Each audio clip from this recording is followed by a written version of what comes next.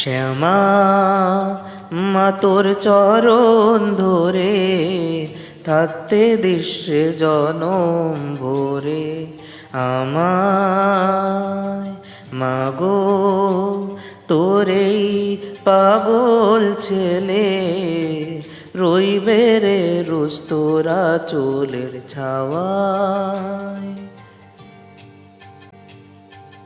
তুই নাকি মা সর্বজনী, তোর কাছে নয় কিছুই কঠিন, তোর ওই দুটি চরণ তলে থাকবো আজীবন।